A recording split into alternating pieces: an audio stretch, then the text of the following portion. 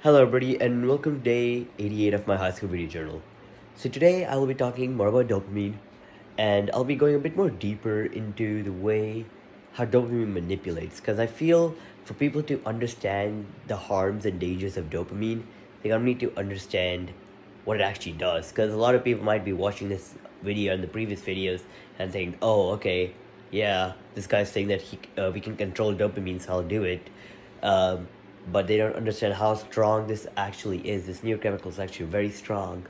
So I was reading a book the other day, like a book summary. I might actually read the whole thing. Maybe send you guys a book summary on it. It's called Lynchpin.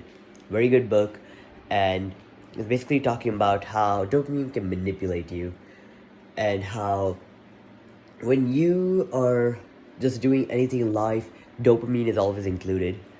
And when people don't know the effects of dopamine, they'll actually never even realize that it's manipulating them. It's literally like one of those toxic friends in your group which manipulates for their own good. That's exactly what dopamine does. I've talked about this a lot of the times, but using that word manipulate kind of is a good keyword for people's brains, maybe to get a tiny realization. Let me give a few examples.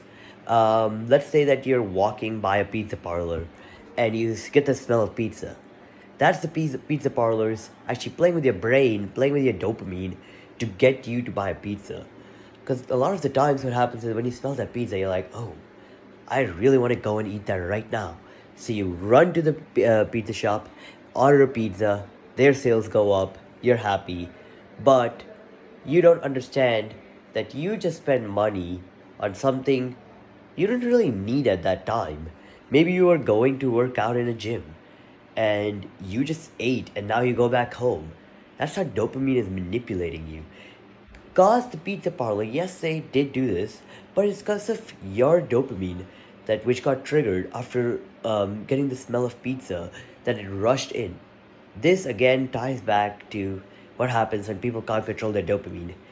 And you got to think about it that it's not always just on completing tasks and jobs, studies, homework.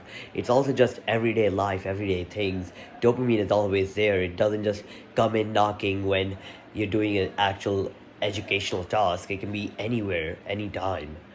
And what the Lynchpin more talks about is really just how not only just pizza parlors, but how every small thing by people around us are used to trigger our dopamine. A lot of businesses and just shops do this. These are marketing tactics.